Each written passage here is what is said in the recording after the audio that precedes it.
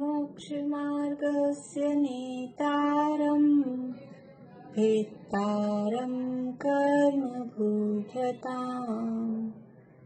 ज्ञातारं विश्वतत्त्वानां वन्दे तद्गुणलब्धये वन्दे तद्गुणलब्धये। मोक्षमार्ग के नेता एवं कर्म पर्वतों के भेदक और विश्व के सब तत्वों के ज्ञायक चेतन संवेदक सद्गुण आप समान प्राप्त हो यही भावना भाकर देव विनय पूर्वक करूं वंदना बारंबार जिनेश्वर देव बारंबार जिनेश्वर देव। समाज शरण की रचना का वर्णन हम देख रहे हैं और इस समाज शरण में कुल मिलाकर वेदियां कोट भूमियां सब मिलाकर कुल कितनी रचनाएं हो गई? टोटल कितनी रचनाएं हो गई? प्रेमलता जी पांडे।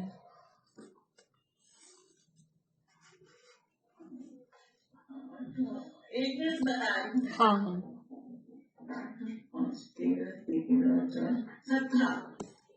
17 बढ़िया। कैसे हुई 17? 8 तो भूमियां हैं और 5 वेदी है। बढ़िया। 8 भूमियां हैं और 8 भूमियों के लिए 4 कोट और 5 वेदियां, ऐसा मिला के सब 17 रचनाएं कुल मिलाकर हो गई हैं। भूमियां 8 हैं। कौन कौन सी 8 भूमियां हैं? कल जिन्होंने नहीं सुनाए हो नाम, 8 भूमियों के नाम बोलिए। रश्मि जी। पहली चैत्र प्रसाद, दूसरी खातिमा। खातिमा नहीं, फिर उसके बाद फातिमा कर देंगे आप। फातिमा से। तीसरी है लता भूमि, चौथी उपवन भूमि, 5वीं लता भूमि उपवन भूमि। उपवन भूमि के बाद ध्वजा भूमि, फिर पवन भूमि और फिर श्री मंडप भूमि। साथ ही एक भवन भूमि रखेगी, एक वो कल्प वृक्ष भूमि रह गई 6 नंबर पर। चलिए बोलिए ईशा।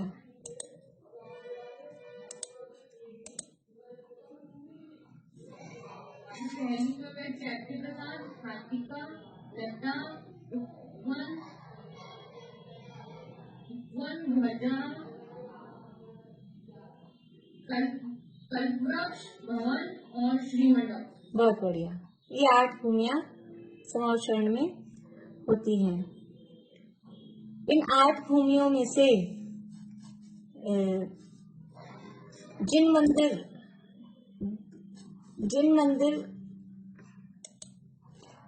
8 भूमियों में से जिन मंदिर कौन सी भूमि में होते हैं?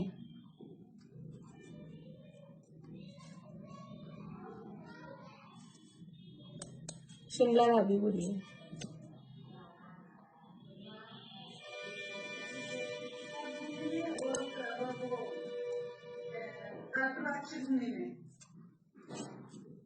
चैत्य प्रसाद और कल्प वृक्ष में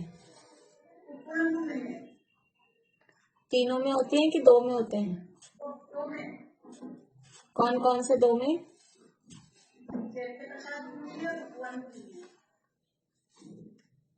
चलिए ज्योति जी। हाँ हाँ, चैत्य प्रसाद भूमि में तो जिन मंदिर हैं ही हैं। और उपवन भूमि में क्या है? उपवन भूमि में क्या है? चैत्य वृक्ष। और कल्प भूमि में सिद्धार्थ वृक्ष। उपवन भूमि में चैत्य वृक्ष है और कल्प भूमि में सिद्धार्थ वृक्ष है। बढ़िया। मानस स्तंभ की रचना कोई बता सकते हैं? मानस स्तंभ की रचना किस प्रकार की होती है? बोलिए शशि जी। नीचे 3 मीटर होती है, फिर ऊपर पीतल के शरीर से 12 गुना ऊंचा स्तंभ होता है, नीचे वज्रमय, बीच में स्वर्णमय और ऊपर वो हरित तीसरा जो होता है हरित क्या वैडूर्य। हाँ वैडूर्य मणि के रंग का होता है। और ऊपर अष्टादि आगे होते हैं और उससे उनकी तीसरी जो वाली नीचे होती है उसके व्यक्ति पूजा करते हैं, उनके नाम है मानांगन और ऐसे कुछ दूसरे से नाम है। चलिए ठीक है बढ़िया। और कोई बताना चाहेंगे? बोलिए ईशा।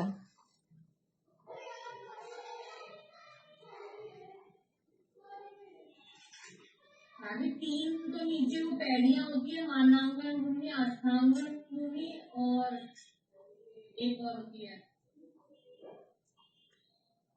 और 3 गोल में 8 प्रतिमाएं होती हैं, 4 नीचे 4 ऊपर और अनंत भगवान की ऊंचाई से 12 गुना ऊंचा स्तंभ होता है। हाँ ठीक है बढ़िया। देखिए सबसे पहले तो 3 कोट मानस स्तंभ के चारों तरफ 3 कोट से घिरा हुआ मानस स्तंभ होता है और फिर उसमें 3 पीठ। ये जो कलर बताए हैं वो स्तंभ के कलर नहीं है, जो कलर बताए हैं ना स्वर्ण में है, वैडूर्य मणि में है, ये जो कलर बताए हैं ये पीठों के कलर हैं। जो पहली पीठ है वो वैडूर्य मणि में है, दूसरी पीठ है वो स्वर्ण में है और तीसरी पीठ है वो अनेक रत्न में है। ये पीठों के कलर हैं और उस पीठ पे फिर वो स्तंभ होता है और जिसमें नीचे भी 4 प्रतिमाएं हैं, ऊपर भी 4 प्रतिमाएं हैं और इसके अलावा वो मानस स्तंभ के ऊपर एक और मतलब समझ लीजिए आश्चर्यकारी ऐसी कि उस मानस स्तंभ के ऊपर छत्र भी वहां पर लगे होते हैं।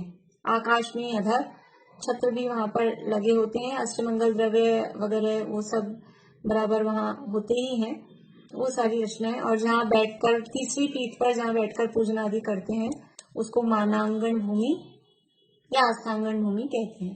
बोलिए अंकल।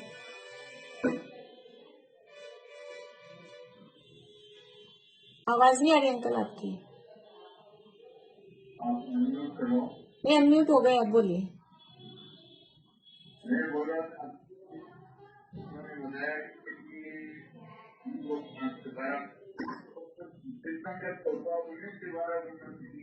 भगवान तो घर होते ही हैं, पर वो तीर्थंकर के बारे में उनकी होती है ना मान स्तंभ।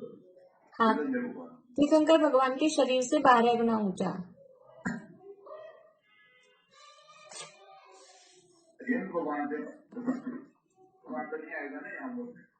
तीर्थंकर समौषण तीर्थंकरों के ही होते हैं ना, तो अगर अनंत भी बोला है तो तीर्थंकर ही समझना चाहिए। समौषण तीर्थंकरों के ही होते हैं इसलिए। रजनी जी आप कुछ पूछ रहे हैं? आपने भी बताया कि जो 3 कलर है वैडूर्य मणि और वो क्या कहते हैं सती मणि में और वो आपने कहा कि ये इसका पीठिका का हाँ पर जबकि आपने जो फोटो भेजी है उसमें अगर आप देखेंगे तो 3 वो कलर इसमें दिखाया जा रहा है। हाँ वो उसमें भी वो कलर है, लेकिन वैसे पीठों के कलर बताए गए हैं, यानी उसमें अब वो उसका कलर दिया नहीं है तो वैसे ही कलर उसमें भी चित्र में बनाए गए हैं। अच्छा क्योंकि इसको हाँ और जो तिलोय पनती वगैरह में जो हरिवंश पुराण में जो कलर बताए हैं वो ये पीठों के कलर बताए हैं। अच्छा नहीं ये तो आपने जो भेजा ना पीडीएफ। हाँ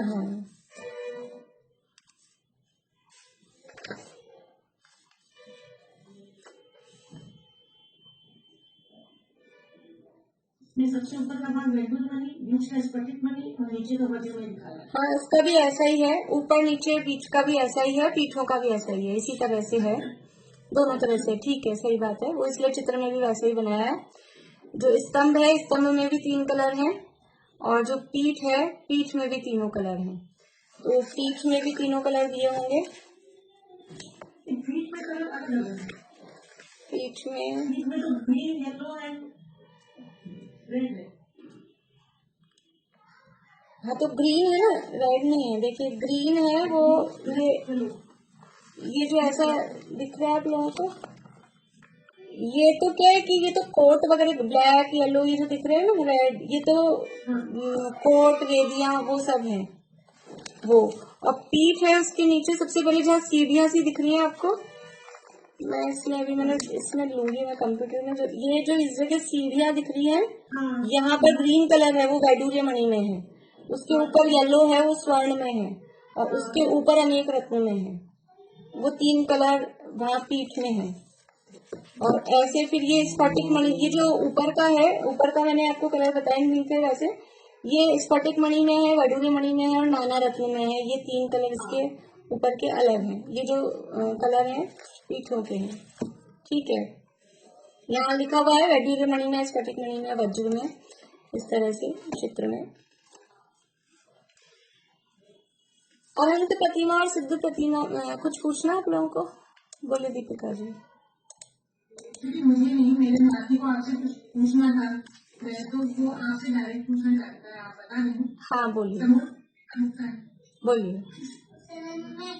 चार जगह अलग अलग ऐसे मतलब 4 दिखते हैं। 4 तीर्थंकर क्यों दिखते हैं? तो 4 होते हैं कि 1 होता है, ये प्रश्न है आपका? आप एक भगवान 4 जगह क्यों दिखते हैं? एक भगवान 4 जगह क्यों दिखते हैं, बहुत अच्छा प्रश्न है। आप खुद ही कह रहे हैं कि दिखते हैं, भगवान तो है एक और दिखते हैं 4, तो ऐसा वो भगवान की महिमा है ऐसी। कोई भी, अब दरवाजे तो है 4 और भगवान तो एक है, एक साइड मुंह करके बैठेंगे, और वो समावरण है गोलाकार, सेंटर में भगवान बैठे हैं, तो पीछे वालों को तो भगवान का फेस ही नहीं दिखेगा जो पीछे बैठेंगे। अभी अपने घर में टीवी ऐसे लगा दें बीच में, जैसे सेंटर टेबल होती है वहां तो टीवी रख दें, अभी तो अपन दीवार पे लगाते हैं तो सब ऐसे बैठ जाते हैं सामने। अब वो बीच में टीवी रख दिया तो जो उसके आगे बैठे उनको तो दिखेगा, और फिर कुछ लोग, ज्यादा लोग हो गए तो पीछे बैठेंगे, उनको कैसे दिखेगा? तो ऐसे ही समावरण में भगवान बीच में बैठे हैं, उनका मुंह तो एक ही दिशा में होता है, या तो पूर्व में या उत्तर में, लेकिन दिखता है सबको चारों तरफ से। ऐसा वो अतिशय है, चमत्कार है, केवल ज्ञान के अतिशय में है, चारों दिशाओं में मुख का दिखना, ये भगवान के अतिशय हैं। उनका चमत्कार ही इस तरह का होता है समावरण में, कि होता है एक, लेकिन जो देखे उसको लगता है मेरी तरफ देख रहे हैं। इस तरह के अपने, ये तो अभी छोटा बच्चा है शायद नहीं समझ पाए, वो टीवी वगैरह इस तरह के आते हैं 3D। हाँ जी, समझ पा रहा है एक्चुअली, वो ये पाठशाला भी ज्वाइन कर रही थी इसने, लेकिन इसका क्वेश्चन था तो बोले स्मेंट का समावेशन पढ़ रही हूँ मैं, तो बोला मैं एक क्वेश्चन पूछ सकता हूँ क्या? ठीक है, ठीक है, आपसे डायरेक्ट ही बात करा। बढ़िया। एक अपने 3D टाइप के पिक्चर्स आते हैं ना, 3D चित्र होते हैं कुछ वॉल पे लगाने वाले, तो वो ऐसा लगता है हर जगह से कि अपनी साइड ही देख रहा है। इस तरह की अभी भी मतलब टेक्नोलॉजी से इस तरह के भी बनते हैं। तो वहाँ समावरण में एक कोड़ाकुड़ी सागर पहले भी ऐसी टेक्नोलॉजी समझ लो आप, ऐसा चमत्कार उस समय था। ये जो अभी जितनी भी चली है एक्सलेटर वगैरह, कि एक सीढ़ी पे पैर रखा और ऊपर पहुंच रहे बिना थकान के, वो सब पहले से ही समावरण में सब पहले से ही मौजूद है। दुनिया के जितने चमत्कार या जितने आश्चर्य साइंस के हमको देख के लग रहे हैं, वो सब कुछ आश्चर्य नहीं है, वो सब यहाँ जिनेंद्र भगवान के दरबार में, क्या कहें, उनके समावरण में, वो सब यहाँ पर पहले से ही मौजूद है। तो मुंह तो 4 नहीं है, मुंह तो एक ही है, लेकिन सबको दिखाई देता है चारों दिशाओं में। ये केवल ज्ञान का अतिशय है, हमें याद करने चाहिए। भगवान के 46 मूल गुण होते हैं, और अंत भगवान के 10 जन्म के, 10 केवल ज्ञान के, 14 देवव्रत, 8 प्रातिहार्य और 4 अनंत चतुष्टय। तो उसमें वो केवल ज्ञान के अतिशयों में ये अतिशय होता है, चारों दिशाओं में मुख का दिखना। चलिए,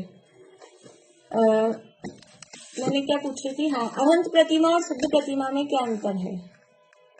ज्योति जी आप कुछ पूछ रहे हैं? सेम ही, सेम।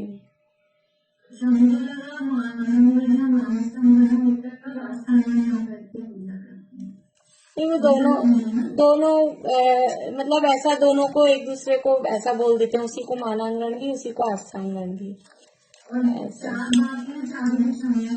हाँ, वापियां और हैं इसमें, चारों दिशाओं में 4 वापियां।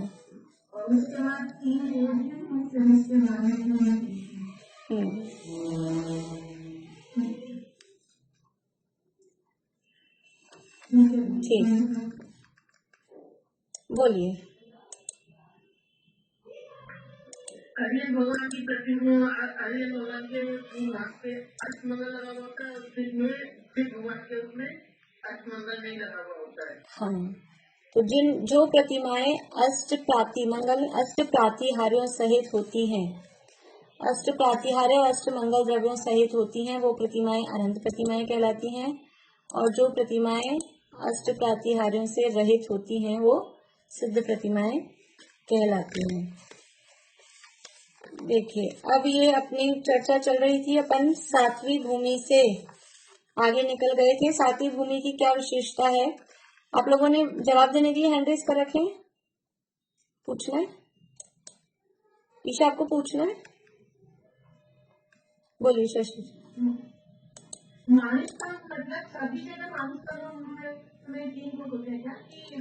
हाँ, 3 कोट, जैसे मानस स्तंभ में भी, चैत्य वृक्ष में भी, सिद्धार्थ वृक्ष में भी, सब में 3 कोट हैं, 3 पीठ है, उसके ऊपर ही वो वृक्ष हैं, ऐसे उसके ऊपर ही मानस स्तंभ है। ये सब जगह ऐसा ही है।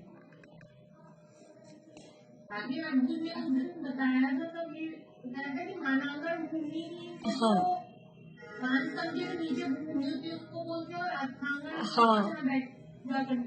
हाँ, ऐसा अंतर वो शास्त्रों के में मतलब वो अंतर है ना, तो सेम भी बोल सकते हैं। बाकी हरिवंश पुराण में ऐसा कहा है, हरिवंश पुराण में ऐसा कहा है कि जहाँ जो मानस स्तंभ है, उस भूमि को मानांगण भूमि बोलते हैं, और तिलोय पन्नति में नहीं, हरिवंश पुराण ने उनको मानांगण भूमि कहा, और जहाँ बैठ के पूजा कर रहे हैं उसको आस्थांगण भूमि कहा, और तिलोय पन्नति में दोनों को ही ऐसा मानांगण भूमि एक ही नाम दिया।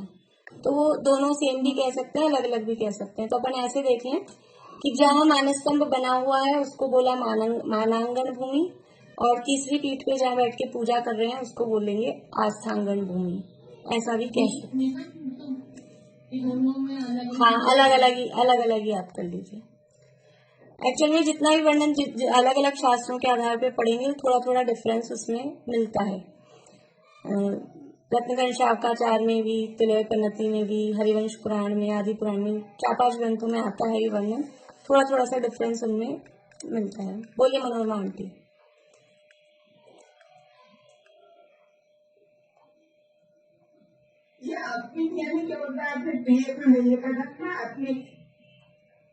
आत्मनि आत्मनि तिष्ठतु, ऐसा वो पीडीएफ में जो लिखा हुआ है,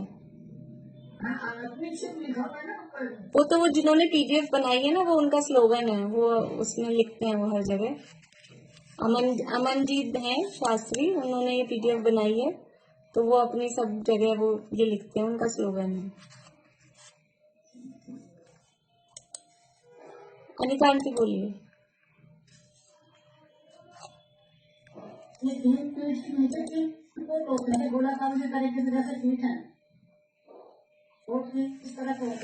कोट का मतलब तो दीवार है ना, कोट तो हमने, कोट का अर्थ तो दीवार है, तो 3 दीवारें हैं पहले, कंगूरे वाली ही दीवारों को कोट कहते हैं। मतलब पहले वो 3 कोट हैं कंगूरे वाली दीवारें, फिर उसके बीच में पहली पीठ, फिर दूसरी पीठ, फिर तीसरी पीठ, ऐसा।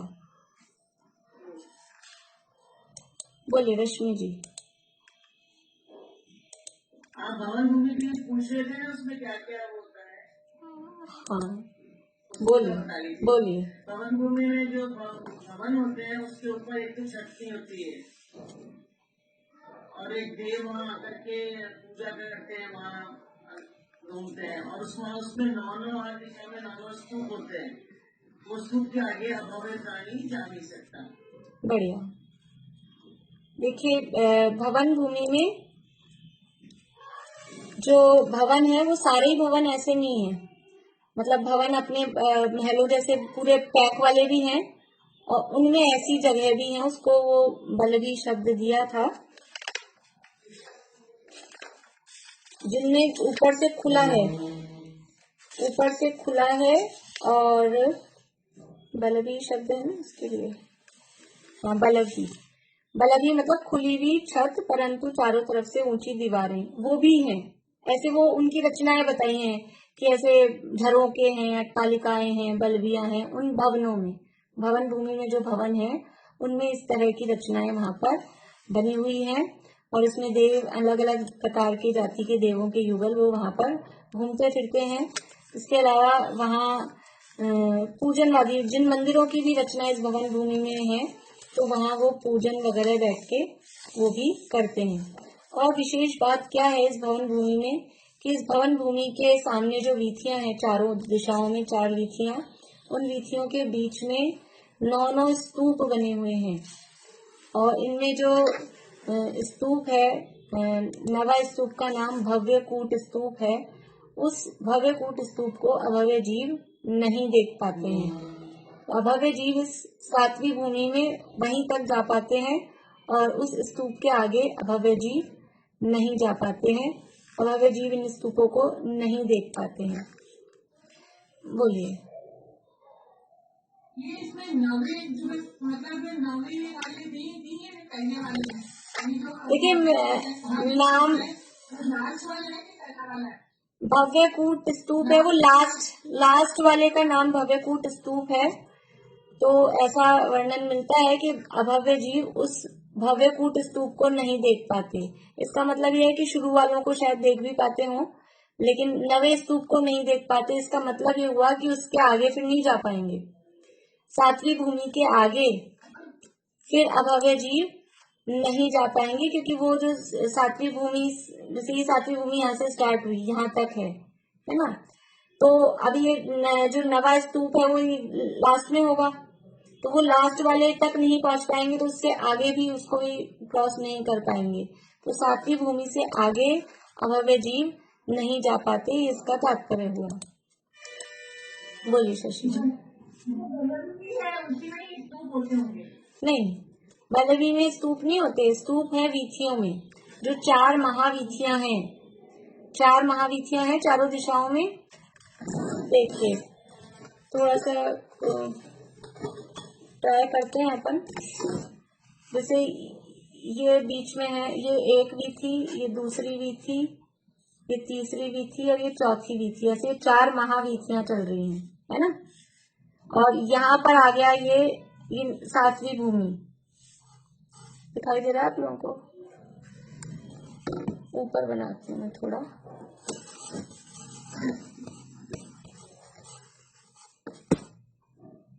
समझ लीजिए ये वीथी है ना, और ये इधर वाली वीथी है।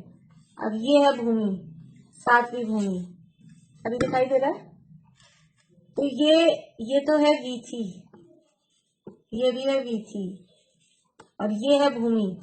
तो ये 7वीं भूमि है। इस वीथी में यहाँ 1 2 3 4 5 6 7 8 9 ऐसे यहाँ स्तूप बने होंगे इस तरह से। तो वो इस 7वीं भूमि के ये जो वीथी है इसको क्रॉस करके आगे 8वीं भूमि के लिए जा पाएगा। तो वो यहाँ से आगे बढ़ेगा तो नवा जो है इसका नाम है भव्य कूट स्तूप। तो वो यदि कोई जीव यहाँ तक चला भी गया तो इस नवे स्तूप को वो देख ही नहीं पाते हैं। ऐसा यानी लिखा है शास्त्र में कि इस नवे जो स्तूप है लास्ट वाला, उसका नाम भव्य कूट है, इसीलिए कि भव्य जीव ही इसको देख पाते हैं, अभव्य जीव इसको देख नहीं पाते हैं। इसलिए इससे आगे वो बढ़ नहीं पाते। इससे यहाँ तक अगर वो पहुंचते भी हैं तो उसकी चमक से, उसकी रोशनी से उसकी आंखें चुंधिया जाती है, वो अंधेरे से हो जाते हैं, कुछ दिखाई नहीं देता, फिर उनको लौट के आना पड़ता है।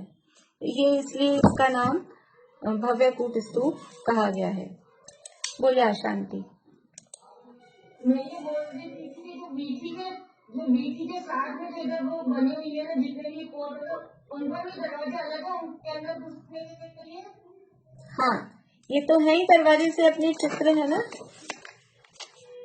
वैसे 9 दरवाजे तो सीधी में है। हाँ, और फिर इधर इधर भी साइड में यहाँ भी दरवाजे। देखिए, ये एक दरवाजा तो यहाँ बनेगा ये, और एक दरवाजा यहाँ बनेगा, हाँ, यहाँ भी बनेगा, यहाँ भी बनेगा, फिर इधर भी बनेगा, इधर भी। हाँ, हाँ। सब जगह दरवाजे हैं, जितनी भूमिया और कोर्ट है उनके सब में बनेंगे। बनेंगे। हाँ जितनी भूमिया और जितने कोर्ट है उनके सब में दरवाजे।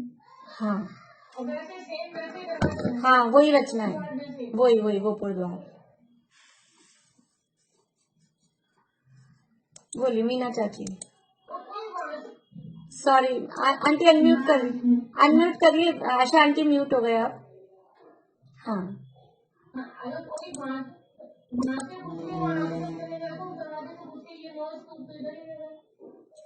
नहीं, इस दरवाजे से तो यहाँ तो ये वो है ना, यहाँ तो कोर्ट है। इस दरवाजे से अंदर घुसेगा तो इधर से बाहर निकलना पड़ेगा, तो यहाँ भी स्तूप है। उसको जाना तो इधर होके ही पड़ेगा ना, आगे बाहर निकल के ही आगे जा पाएगा ना, यहाँ से आगे क्रॉस नहीं कर सकेगा। ऐसा। बोलिए मीना चाची। आपने बंद कर लिया, आप चालू करिए वापस। हाँ, लेकिन ये तो मतलब मनुष्यों के लिए ही लागू होगा ना, मनुष्य जाति के जो जीव है उनके लिए। देवगति के जीव ऊपर से भी आ जाएंगे।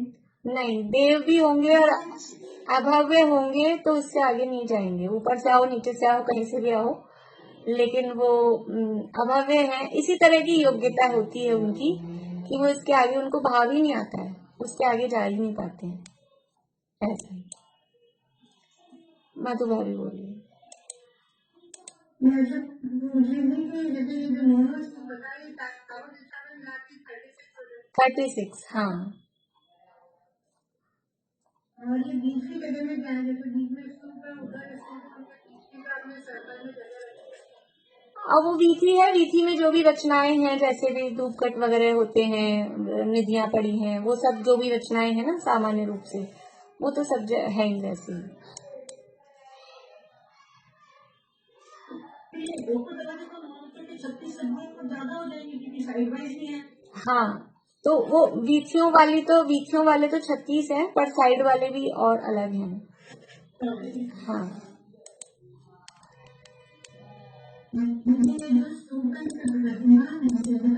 हाँ, स्तूपों पे जिनेन्द्र भगवान की प्रतिमाएं हैं, अनंत अथवा सिद्ध। हाँ जी, हाँ, सब पे ही प्रतिमाएं हैं, स्तूपों पर प्रतिमाएं हैं।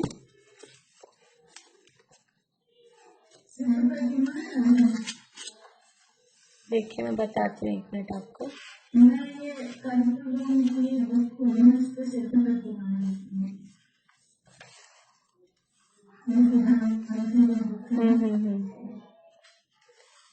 देखिए इसमें लिखा है कि अनंत और सिद्ध प्रतिमाओं से युक्त हैं। वही है, कहीं अनंत प्रतिमा का आता है उल्लेख, कहीं सिद्ध प्रतिमा का आता है। इसमें वो थोड़े से वो मिलते हैं मतांतर, कहीं अनंत प्रतिमा कही जाती है, कहीं सिद्ध। तो इतना समझ लें कि प्रतिमाएं हैं, जो भी हो उस हिसाब से प्रतिमाएं हैं। चलिए,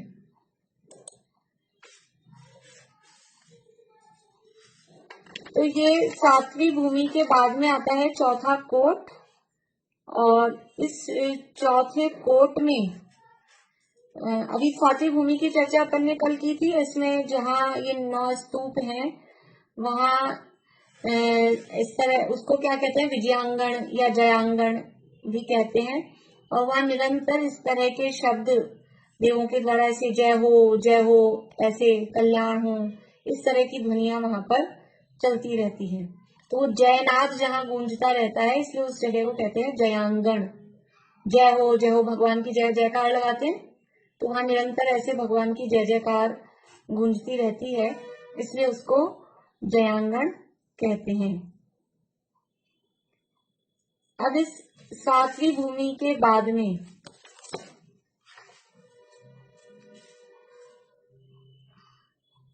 अभी जो स्तूप है ना, इन स्तूपों में भी कहीं तो जैसे हरिवंश पुराण में आता है कि लाल रंग के हैं, और यहाँ जो अपने चित्र हैं उसमें 2-3 कलर के बनाए हैं, तो उसमें भी थोड़ा सा डिफरेंस मिलता है। बस समझना ऐसा ही है कि रत्नों के मणियों के बने हुए हैं, जिस भी जैसे भी बने हों, रत्नों के मणियों के बने हुए स्तूप हैं, ऐसी स्थिति इनकी है। और इन स्तूपों पर छत्र हैं, ध्वजाएं हैं, अष्टमंगल द्रव्य हैं, और ये सारी रचनाएं बराबर, क्योंकि वहां प्रतिमाएं हैं तो प्रतिमाओं के ऊपर वहां पर छत्र भी हैं, ध्वजाएं भी हैं, अष्टमंगल द्रव्य भी हैं, और इनकी चारों दिशाओं में अनंत और सिद्ध प्रतिमाएं विराजमान होती हैं। एक स्तूप से दूसरे स्तूप के बीच में 100 तोरण स्थित होते हैं। एक स्तूप से दूसरे स्तूप के बीच में जो गैप है, वहां पर ऐसे तोरण द्वार बोलते, मतलब वही डिजाइन्स टाइप की, इस तरह की सुंदर जो रचनाएं हैं वो वहां पर स्थित होती हैं।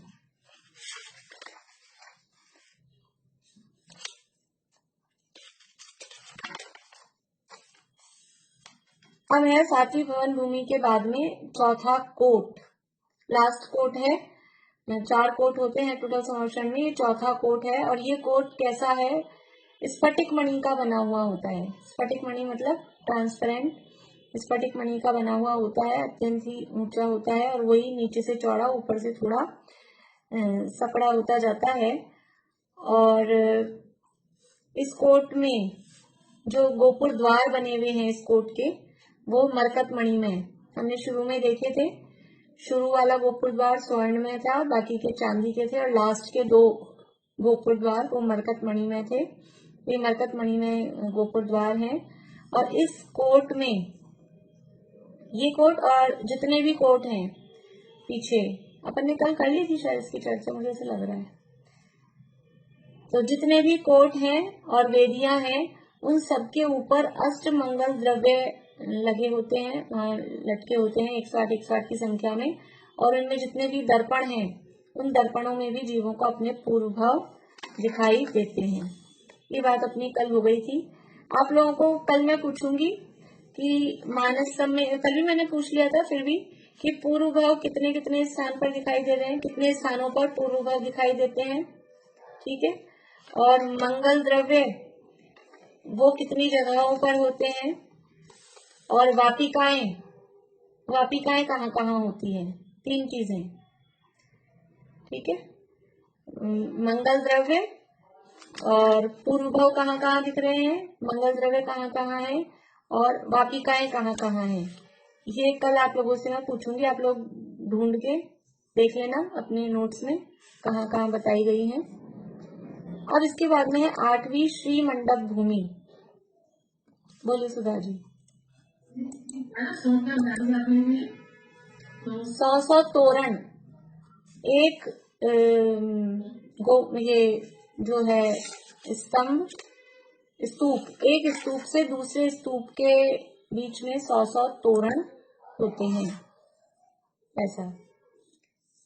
अब 8वीं है श्री मंडप भूमि। श्री अर्थात लक्ष्मी, लक्ष्मी से युक्त। लक्ष्मी की अर्थ हमने किया था कि केवल ज्ञान है, वही वास्तव में धन है, लक्ष्मी है, वो तो है ही। इसके अलावा भी दुनिया में जो लक्ष्मी कही जाती है, जितना धन वैभव, जो संपन्नता दुनिया में कही जाती है, वो सारी संपन्नता, वो सारी श्री, वो यहाँ पर इस मंडप में आके जैसे इकट्ठी हो गई हो, इसलिए इस मंडप का नाम है श्री मंडप भूमि। केवल ज्ञान रूपी संपदा तो केवल यानी परमात्मा तो विराजमान है ही, लेकिन 3 लोक के जितने सर्वोत्कृष्ट उच्च से उच्च कोटि के जो पदार्थ हो सकते हैं, उन सभी उच्च कोटि के पदार्थों से मिलकर ये मंडप बना हुआ है, इसलिए इसको कहते हैं श्री मंडप भूमि। यह कितना है ये श्री मंडप भूमि? 1 योजन लंबी और गोलाकार। देखो टोटल समावरण है, अपन ये जो चर्चा कर रहे हैं मुख्य रूप से जो पहले तीर्थंकर का समावरण है, अवसर्पणी काल के पहले तीर्थंकर यानी इस युग में ऋषभदेव भगवान, उनके समावरण के आधार पर ये चर्चा अपन मुख्य रूप से कर रहे हैं। तो वो 12 योजन लंबा, 12 योजन बड़ा आदिनाथ भगवान का समावरण था। उसके हिसाब से इसमें डिवाइडेशन हुआ है। मैंने आपको और सारे नहीं बताए हैं, होगा तो मैं शॉर्ट में बता दूंगी कौन सी भूमि कितने योजन में है, वो सब पॉइंट्स वगैरह में, इसलिए मैंने आपको वो नहीं लिखवाई है। लेकिन ये जो श्री मंडप है, ये श्री मंडप की भूमि 1 योजन व्यास की ये पूरी श्री मंडप की भूमि है। 12 योजन में से 1 योजन लंबा गोलाकार ये श्री मंडप है। इसका दूसरा नाम महोदय मंडप भी है। महोदय मंडप, श्री मंडप का दूसरा नाम महोदय मंडप भी है। इसमें क्या है, इस श्री मंडप भूमि में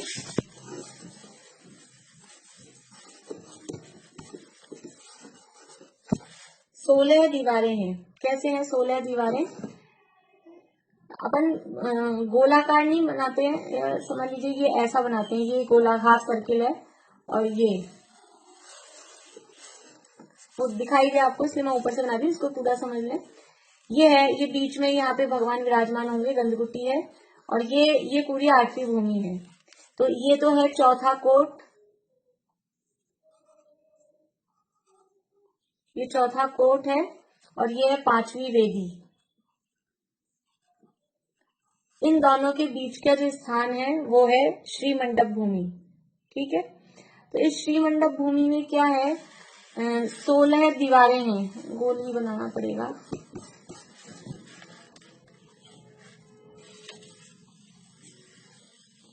ऐसा बना लेते हैं।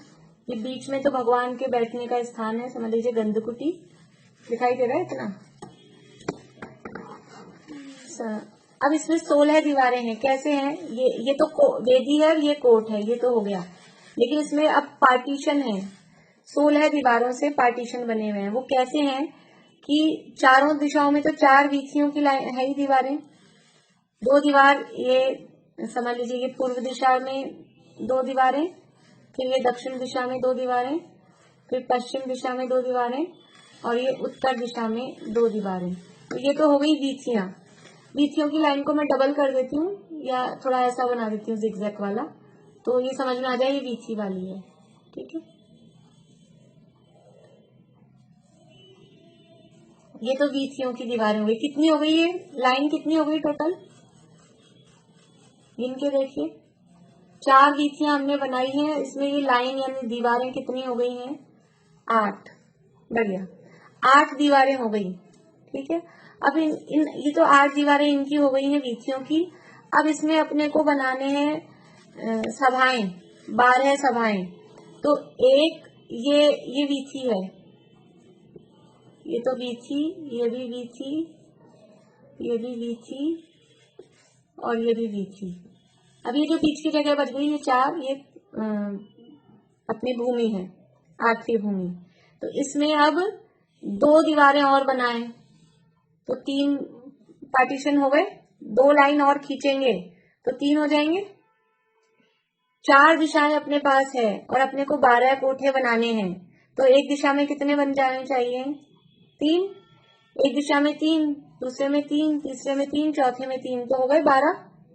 तो 3 बनाने के लिए क्या करें, 2 लाइनें खींचेंगे। तो 2 लाइनें खींचेंगे तो 3 पार्ट्स बन जाएंगे। ठीक है, तो ये 1 2 इधर खींची, ये 2 इधर बनाई, 2 इधर बनाई, और 2 इधर बनाई। अब टोटल दीवारें कितनी हो गई अपने पास में, 8 तो पहले हो गई थी, 2 2 4 2 6 और 2 8, 8 फिर से हो गई। तो ये 16 दीवारें, 16 दीवारें इस पूरी श्री मंडप भूमि में होती हैं। 8 तो वीथियों की ही है, और उसके अलावा वीथियों के बीच में जो भूमि का स्थान है वहाँ 2-2 दीवारें और होती हैं। तो इस तरह से 16 दीवारों के बीच में 12 सभाएं होती हैं। 12 पार्ट्स हो गए, 1 2 3 4 5 6 7 8 9 10 11 12। मैंने यहाँ से चालू कर दिया है, इधर से शुरू करना चाहिए था, पूर्व से। नंबरिंग यहीं से करनी है, पूर्व से ही। 1 2 3 4 5 6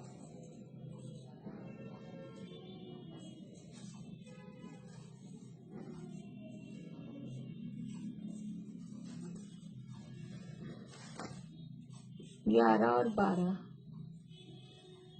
ये 12 सभाएं इस तरह से 8वीं भूमि में, 12 सभाओं के नाम सुनूंगी, 12 कोटे होते हैं, 12 सभाएं होती है, कहीं कहीं रचनाएं भी देखी होंगी।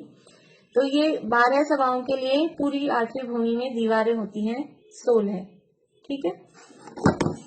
अब ये जो 16 दीवारें हैं ये कैसी होती हैं, ये स्फटिक मणि से, ये दीवारें होती तो हैं लेकिन दिखती नहीं है, दीवारें हैं लेकिन दिखती नहीं है। क्यों नहीं दिखती? क्योंकि ट्रांसपेरेंट है, स्फटिक मणि से बनी हुई दीवारें होती हैं। स्फटिक मणि में ये पूरी दीवारें होती हैं और इन पे फूलों की मालाएं वगैरह लटकी होती हैं और निरंतर वहां मतलब अच्छी सुगंध उन फूलों की आती रहती है। ये दीवारें कितनी ऊंची होती हैं? ये दीवारें होती हैं 2000 धनुष ऊंची। 8वीं भूमि में 16 स्फटिक मणि में दीवारें होती हैं और ये दीवारें 2000 धनुष ऊंची होती हैं।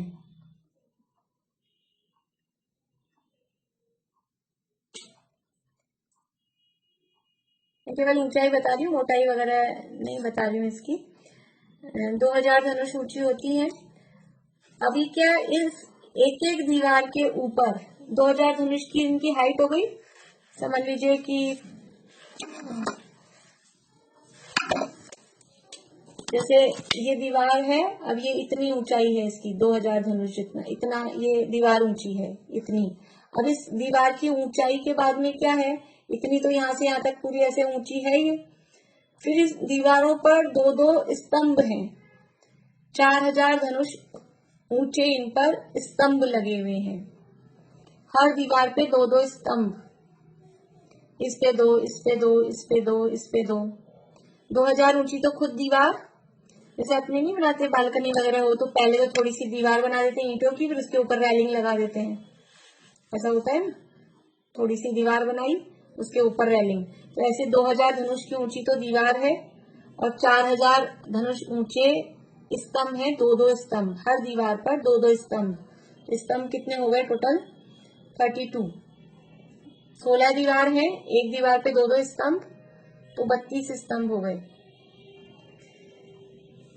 तो टोटल हाइट कितनी हो गई है 2000 धनुष की? तो ये दीवार और 4000 धनुष ऊंचे स्तंभ, तो वही 6000 धनुष, जितनी हमारी सब जगह ऊंचाई चल रही है ना, उतनी ऊंचाई टोटल इसकी भी हो गई 6000 धनुष की टोटल। अब इन स्तंभों पर क्या है? इन स्तंभों पर मंडप है। मंडप की बात अपन ने कल की थी कि वो ऐसा जो कवर करते हैं जैसा चंदोआ वगैरह जैसा, तो इन स्तंभों पर मंडप टिका हुआ है। और वो मंडप कैसा होता है? वो मंडप भी स्फटिक मणि में होता है। इस मंडप का नाम ही श्री मंडप है, जहां पर जड़ की लक्ष्मी भी है, चेतन की लक्ष्मी भी है, सारी सभी तरह की लक्ष्मी जहां एकत्रित हुई है, ऐसे मंडप का नाम है श्री मंडप। तो ये दीवारें स्फटिक मणि में हैं, उनके ऊपर स्तंभ हैं और स्तंभों के ऊपर स्फटिक मणि में ही मंडप टिका हुआ होता है।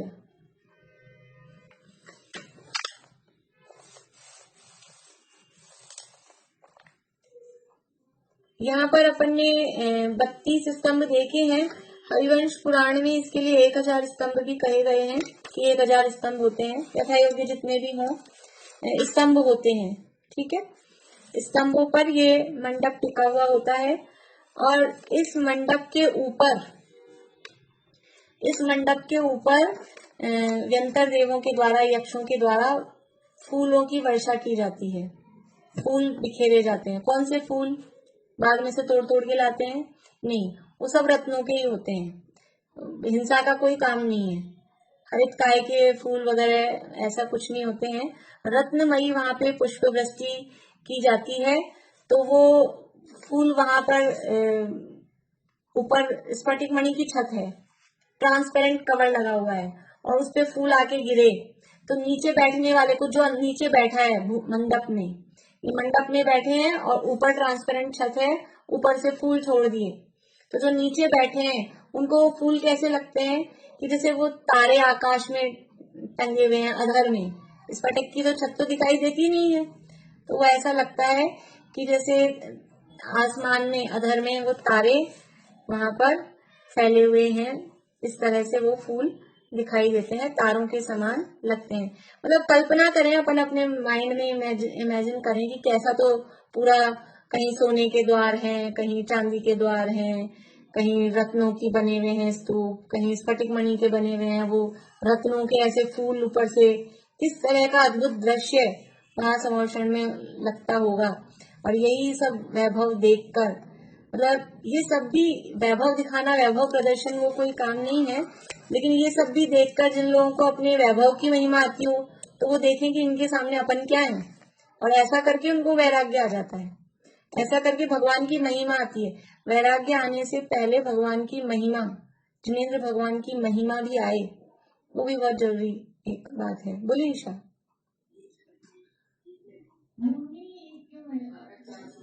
बोलिए।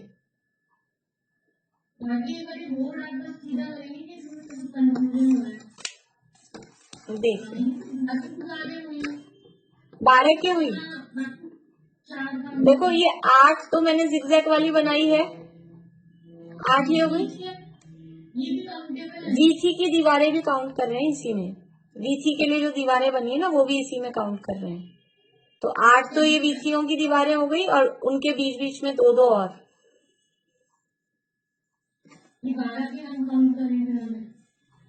12 तो उसके बीच की जो स्पेस बनी है ना, वीथियों को छोड़कर जो भूमि बची थी, उस भूमि के बीच की जो स्पेस में 2-2 दीवारें की, उसमें 3-3 पार्ट हो गए, वो 12 हमने काउंट किए हैं। देखो मैं इसमें बताती हूँ आपको, चित्र इसमें होगा, ये आप देखिए, ये चित्र है 8वीं श्रीमंडप भूमि का। आप लोगों को जो मैंने भेजी है उसमें ये ऐसा चित्र होगा। अपनी जो पीडीएफ मैंने आपको भेजी है उसमें ऐसा वाला चित्र होगा। इसमें आप और देखिएगा कि दीवारें बनाई हुई दिख रही हैं, उनके ऊपर स्तंभ भी दिख रहे हैं, और स्तंभों के ऊपर स्फटिक मणि का श्रीमंडप। मैं होगा, आज मेरे को टाइम नहीं मिला, इसमें ले लूंगी कंप्यूटर में, तो अपन यहाँ स्क्रीन शेयर करके भी दिखा दूंगी मैं आपको। ये वाला जो चित्र है, ये चित्र श्रीमंडप भूमि का है। हाँ, वो जो पीपीटी है ना, उसमें आप निकाल के देखिएगा, ये वाला चित्र बराबर वो दिखा रहे हैं मोबाइल में निकाल के बजने की। तो इससे ये चित्र देखने से आपको थोड़ा समझ में आ जाएगा। और तो ये जो स्फटिक मणि की जो छत मतलब वो मंडप है, उस मंडप पे भी जो फूल बिखेरे, इसी को बोलते हैं पुष्प वृष्टि। एक पुष्प वृष्टि नाम का प्रातिहार्य है। तो देवों के द्वारा, अपने आप देखेंगे पुराने जो भी मंदिर वगैरह होते हैं, अभी नयों में तो क्या अलग अलग कुछ भी रचना बना देते हैं। ज्यादातर जो पुराने मंदिर है ना, उनमें भगवान की वेदी के पीछे महामंडल होता ही है, फिर ऐसे देवताओं के चित्र होते हैं, उड़ते हुए कुछ छोटे छोटे से विमान, और ऐसे फूल भी बने हुए होते हैं। हमारे जो ऐसे पुराना मंदिर है वहाँ शहर में, उनमें इस तरह के चित्र बने होते हैं। वो क्या है कि ऐसे देव पुष्प वृष्टि करते हैं वहां, जहाँ भगवान विराजमान है वहीं वो श्री मंडप है, तो वहां पर इस तरह से पुष्प वृष्टि होती है, उसका प्रतीक के रूप में वो सब बनाते हैं। और द्वारपाल के जैसे देव खड़े रहते हैं, ये सब समोषण का ही प्रतीक मंदिर है, तो उस रूप में रचनाएं बनाई जाती है। बोलिए ज्योति जी। अभी आज टाइम भी ज्यादा नहीं है, कल करेंगे। अगर मैं नहीं कर पाऊंगी तो फिर कल आप कर देना, अभी ज्यादा टाइम भी नहीं बचा, कल करेंगे। कल अपन थोड़ा, ये काफी कुछ हो भी जाएगा, तो फिर उससे चित्र देख के वापस से एक रिविजन भी कर लेंगे। अब ये जो पुष्प वृष्टि है, ये अष्ट प्रातिहार्यों में पहला प्रातिहार्य है, और ये 12 सभाएं बन गई, 12 कोटे। आप लोग बना के देखना खुद अपने हाथ से, जिनको नहीं समझ में आए हो। इस तरह से 4 तो वीथियां बना देंगे। आप दीवारों का नंबर छोड़ दीजिए, उनकी संख्या, तो 4 वीथियां बनाएंगे, लेकिन डबल लाइन वाली वीथी होनी चाहिए, क्योंकि वीथी में बीच में रास्ता भी छूटेगा ना। तो 4 वीथियों के बाद में जो 4 अपने को पोर्शन मिल रहे हैं, उन 4 पोर्शन में एक एक पोर्शन में 3 अपने को स्पेस बनानी है बैठने की। तो 2 लाइन उसके बीच में खींचेंगे तो 3-3 स्पेस बन जाएगी। किस किस को समझ में नहीं आया ये 12 कोठे का हिसाब?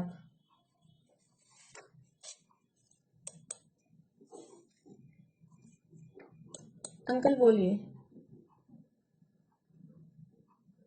जो आनंदी वाली किताब है, हाँ, मैं वो चित्र नहीं कौन सा चित्र नहीं मिला? श्रीमंडप मैं इसी में से दिखा रही हूँ, अमन जी वाली 198 पेज पर है, पीछे से सेकंड लास्ट पेज है। वो जो पीपीटी है वो भी अमन जी की है, ये बुक भी अमन जी की है, उसी में से बता रही हूँ मैं। हाँ यही वाला यही वाला यही वाला। मधु भाभी बोलिए। मैं ऐसे पूछूं जैसे ये तीन बने ना 1 2 3 4 5 6 हाँ तो इनमें जैसे 5वें नंबर पे जाना होगा तो कैसे जाएंगे? जाना ही नहीं होगा, जिसके लिए जो कोठा है वो उसी में जाएगा, दूसरे में जा ही नहीं सकता। अभी वो कैसे जाते हैं वो अपन अभी आगे देखेंगे कि यहाँ से यहाँ पे जाना कैसे है। और जिसके लिए जो कोठा है ना अच्छा वो उसी में जाएगा। इसकी तो रास्ता ही है ना, आने आने का रास्ता है तो इसी हाँ, इस वीथी में यहाँ पर दरवाजे नहीं है, साइड में इसके दरवाजे अलग हैं। ये जो यहाँ वीथियां हैं, यहाँ तो द्वार है, गोपुर द्वार इधर और इधर, लेकिन इधर से साइड से एंटर होने के लिए इसमें दरवाजे नहीं है। यहाँ कैसे आना है हल्का सा बता देती हूँ आपको, बाकी अपन और कल करेंगे। कि महावीथी में से ऐसे गए सामने, यहाँ भगवान विराजमान है, सबसे पहले भगवान के दर्शन करेंगे, उनकी प्रदक्षिणा लगाएंगे। फिर जिसका जो कोठा, जिसका जो प्लेस है, सबके प्लेस अलग अलग हैं। देवियों के चार हाँ 4 प्रकार की देवियों के अलग हैं, 4 प्रकार के देवों के अलग हैं, तिर्यंचों का अलग है, मुनिराजों का अलग है, आविकाओं का और स्त्रियों का अलग है, और सामान्य मनुष्यों का अलग है। तो ऐसे वो 12 ये हम वो भी लिखेंगे सब, वो है। तो पहले यहाँ से सीधे जाएंगे, भगवान के दर्शन करेंगे, प्रदक्षिणा करेंगे। अब इसको जिस कोठे में जाना है, इनके दरवाजे इधर से हैं, यहाँ से हैं, यहाँ से उतर के फिर एंटर होंगे अंदर, यहाँ से साइड्स में से एंटर नहीं होंगे, इसलिए यहाँ का भी सिस्टम थोड़ा अलग है, वो देखते हैं। सरोज आंटी बोलिए। इसको क्या बोलते हैं? ये जो ये गंधकुटी बोलते हैं इसको, जहाँ भगवान विराजमान होते हैं। हाँ, जहाँ भगवान विराजमान है उसको गंधकुटी बोलते हैं, और ये पूरी भूमि है, ये श्रीमंडप भूमि है। इस श्रीमंडप भूमि कितने एरिया में फैला हुआ है? श्रीमंडप भूमि पूरी 1 योजन में, गंधकुटी सहित उसको 1 योजन का एरिया बताया गया है।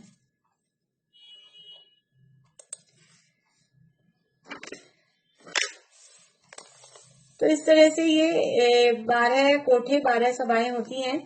अब ये सभाओं के नाम, कौन से नंबर पे कौन सी सभा है वो अपन कल देखेंगे। नंबर वैसे शायद मैंने सही डाले थे इसमें, इधर से 1 नंबर दिया है, इधर से 1 नंबर दिया है। इसको वापस से नंबरिंग को कल अपन ठीक करें। अभी लिखवा दूं, ऐसे टाइम तो हो गया है, या कल ही लिख लें 12 कोठों के नाम। आज ज्यादा रिटर्न वर्क तो नहीं हुआ, आज लिखवा देती हूँ नाम, फिर कल अपन आगे और देख लेंगे। इसके नंबर वापस से सही करने पड़ेंगे, ये नंबर गड़बड़ हो गए फिर।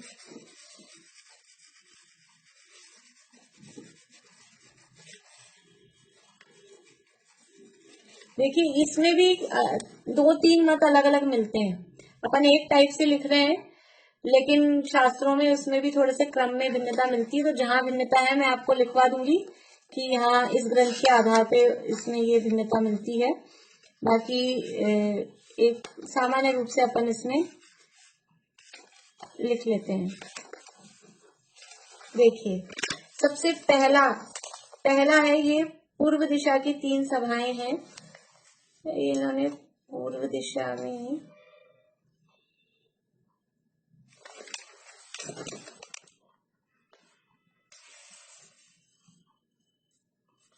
अभी इस चित्र के हिसाब से मैं लिखवाती हूँ आपको, लेकिन जो दिशाएं बताइए उस हिसाब से मैं, और या फिर ये मैं उनसे बात करके मैं कल ही लिखवा दूंगी आपको फाइनल करके, फिर अभी गड़बड़ होगी बार बार में, क्योंकि उसमें दिशा अलग है।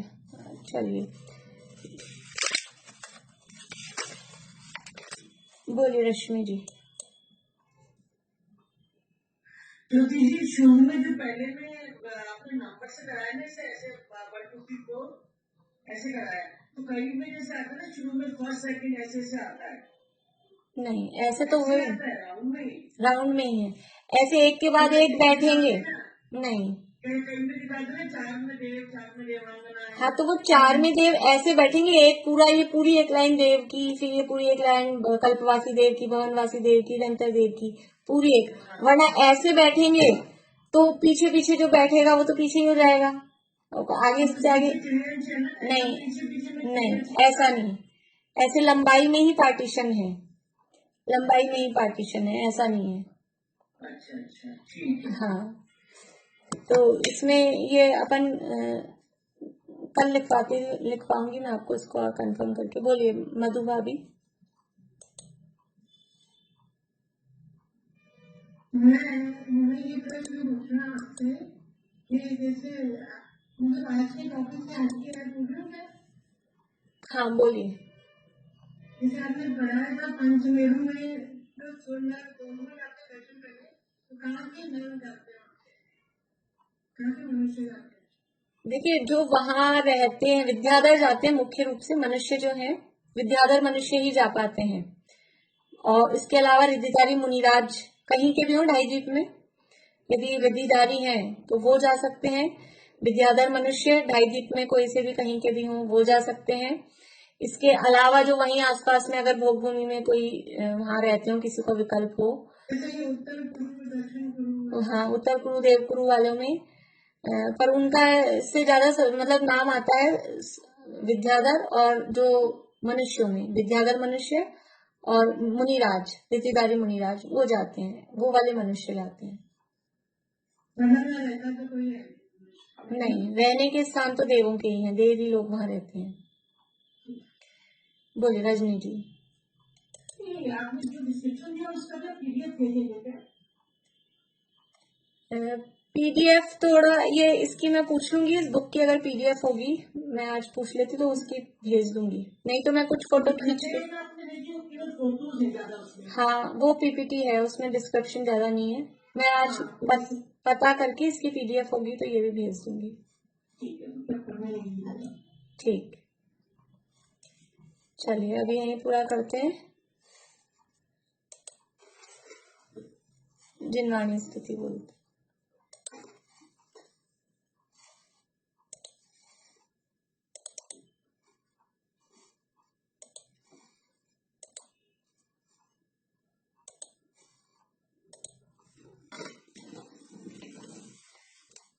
तुम हो अनादि अनंत जिन तुम ही अखंडानंत